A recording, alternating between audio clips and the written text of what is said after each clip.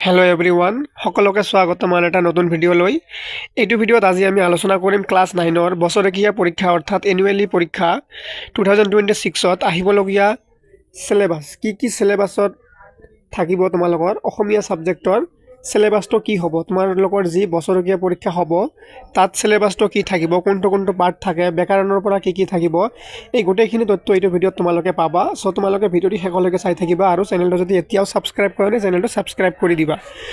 চ' তোমালোকৰ বছৰেকীয়া পৰীক্ষাত কি আহিব এইখিনি বস্তু তোমালোকৰ অফিচিয়েল চিলেবাছ হয়। তোমালোকৰ প্ৰথমত থাকিব গ্ৰুপ এ গদ্যাংশ, অন্যৰ প্ৰতি ব্যৱহাৰ, সময়, অন্ধবিশ্বাস আৰু কুসংস্কাৰ, এই তিনিওটা পাঠহে থাকিব। এইটো তোমালোকে দেখা পাইছা, তোমালোকে ওপৰত দেখিবা এইটো বছৰেকীয়া পৰীক্ষা। বছৰেকীয়া পৰীক্ষাত কি আছে এনেকৈ টিক মাৰ্ক দি আছে, য'ত নাই সেইটো বস্তু তোমালোকৰ নাহে। এতিয়া নেক্সট চাম তোমালোকে চেপ্টাৰবোৰ চাবা আৰু কোনটো মিল খাই তোমালোকে নিজৰ কিতাপৰ সূচীপত্ৰত দাগ দি থবা। দ্বিতীয় নম্বৰত আছে ভাৰতৰ বৈচিত্ৰ্যৰ মাজত ঐক্য, এইটো আহিব। আৰু পোহৰৰ বাটেৰে আগবঢ়া গাঁওখন, এইটোও আহিব। যুঁজ আহিব আৰু লোক সংস্কৃতি, এইটো পাৰ্ট তোমালোকৰ পৰীক্ষাত আহিব। এতিয়া আছে পদ্যাংশৰ ভিতৰত তোমালোকৰ কি আহিব, শিশুলীলা আহিব, মানৱ বন্দনা আহিব, গীত আৰু ছবি আহিব। তাৰপিছত দিয়া আছে প্ৰচণ্ড ধুমুহাই প্ৰশ্ন কৰিলে মোক, ঠিক আছে। প্ৰচণ্ড ধুমুহাই প্ৰশ্ন কৰিলে মোক, মোৰ দেশ, এইবোৰ সকলো পাৰ্ট যোনবোৰ মই নাম কৈ আছোঁ তোমালোকৰ ইয়াৰ পৰা প্ৰশ্ন তোমালোকৰ বছৰেকীয়া পৰীক্ষাত থাকিব। ষ্টুডেণ্টছ, তোমালোকে যদি কমন কুৱেশ্যনৰ ভিডিঅ' লাগে প্ৰত্যেকটো ছাবজেক্টত তোমালোকে কমেণ্টত জনাবা লাগে বুলি বা য়েছ বুলি লিখিবা। মই কি কৰিম, সকলো ছাবজেক্টৰ তোমালোকক 100% কমন থকা প্ৰশ্নৰ উত্তৰবোৰৰ কাৰণে ভিডিঅ' লৈ আহিম, কিন্তু তোমালোকে কমেণ্ট কৰি ক'ব লাগিব। এতিয়া তোমালোকৰ নেক্সট আছে প্ৰচণ্ড ধুমুহাই প্ৰশ্ন কৰিলে মোক, মোৰ দেশ, এইখিনি তোমালোকৰ আহিব। এতিয়া ব্যাকৰণৰ পৰা কি থাকিব তোমালোকৰ পৰীক্ষাত, এইখিনি এবাৰ চাই লোৱা।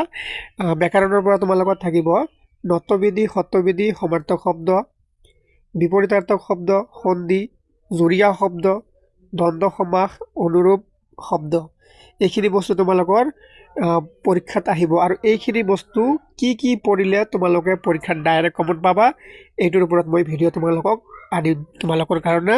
নত্যবিধি কি হয়, কোনবোৰ আহিব, সত্যবিধি, সমাৰ্থক শব্দ কি, এই গোটেইকেইটা বস্তু তোমালোকে মোৰ এইটো চেনেলত পাবা। চ' তোমালোকে চেনেলটো ছাবস্ক্ৰাইব কৰি ৰাখা, পৰীক্ষাৰ আগতে এই গোটেইখিনি বস্তু তোমালোকে পাবা, ঠিক আছে। গোটেইখিনি বস্তু পাবা, তোমালোকে চেনেলটো ছাবস্ক্ৰাইব কৰি বেল আইকনটো দবাই ৰাখিবা, ক্লাছটো মই আপলোড কৰাৰ লগে লগে যাতে তোমালোকে ক্লাছটো পোৱা, ঠিক আছে।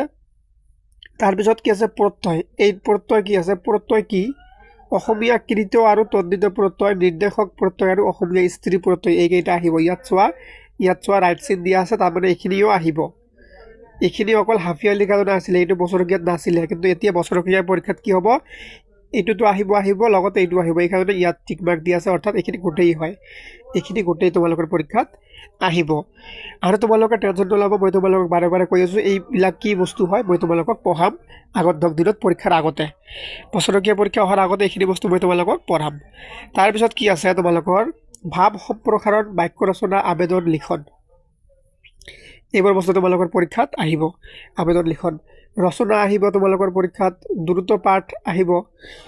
দ্ৰুত পাঠ তোমালোকৰ যে আছে অসমৰ বৈচিত্ৰ্য, এখন যে এক্সট্ৰা বেলেগ কিতাপ আছে অসমীয়া, এই দ্ৰুত পঠন, এইখনৰ পৰা প্ৰশ্ন আহিব। অপঠিত গদ্যাংশ মানে তোমালোকে যোনবোৰ পঢ়া নাই, পাঠৰ বাহিৰৰ পৰা কিছুমান গদ্য মানে গল্প দিব, সেইবোৰৰ পৰা প্ৰশ্নৰ উত্তৰ কৰিব লাগিব। এটা আহিব তোমালোকৰ পৰীক্ষাত মানে পেছেজ, এটা গল্প দিয়া থাকিব, সেইটো তোমালোকৰ কিতাপৰ পৰা নাহে, এনে বাহিৰৰ পৰা আহিব। এই গল্পটো পঢ়ি তোমালোকে উত্তৰ কৰিব লাগিব, এইটো গদ্যাংশ। এই যে অপঠিত গদ্যাংশ মানে তোমালোকে যোনটো পঢ়া নাই বা তোমালোকৰ পাঠৰ বাহিৰৰ পৰা এটা গল্প দিব, তাৰে পৰা তোমালোকক প্ৰশ্ন উত্তৰ কৰিব লাগিব পঢ়ি। এতিয়া গ্ৰুপ বিত কি থাকিব, গ্ৰুপ বিত থাকিব গদ্যাংশৰ পৰা চোৰ ধৰা, সম্মান, এই দুটা থাকিব। পদ্যাংশৰ পৰা থাকিব হনুমন্তৰ লংকা দৰ্শন, সুখ। ব্যাকৰণৰ পৰা থাকিব বিপৰীত লিংগবাচক শব্দ, বিপৰীতাৰ্থক শব্দ, সমাৰ্থক শব্দ, জুৰীয়া শব্দ, আধুনিক অসমীয়া শব্দলৈ ৰূপান্তৰিত কৰা, এই গোটেইখিনি বস্তু আমি ওপৰতো চাই আহিছোঁ, কিন্তু এইবোৰ বস্তু তোমালোকৰ পৰীক্ষাত আহিব। এনেকৈ তোমালোকৰ মুঠ 100 নম্বৰ হৈ গ'ল। এইখিনি বস্তু তোমালোকৰ এনুৱেলি পৰীক্ষাত আহিব। চ' তোমালোকে নিশ্চয় সকলোৱে বুজি লৈছা বস্তুখিনি কোনটো আহিব নাহিব, তোমালোকৰ কিতাপত দাগ দি লৈছা। চ' ক্লাছটো ভাল লাগিলে ছাবস্ক্ৰাইব কৰিবা, লাইক কৰি শ্বেয়াৰ কৰি দিবা আৰু কমনৰ কাৰণে তোমালোকে টেনশ্যন নল'বা। গোটেইকেইটা ছাবজেক্টৰ কমনৰ ভিডিঅ' 2 এদিনতে কমপ্লিট কৰি দিয়া হ'ব। চ' তোমালোকে ভালকৈ পঢ়ি থাকা, বেছি সময় নাই আৰু। ধন্যবাদ।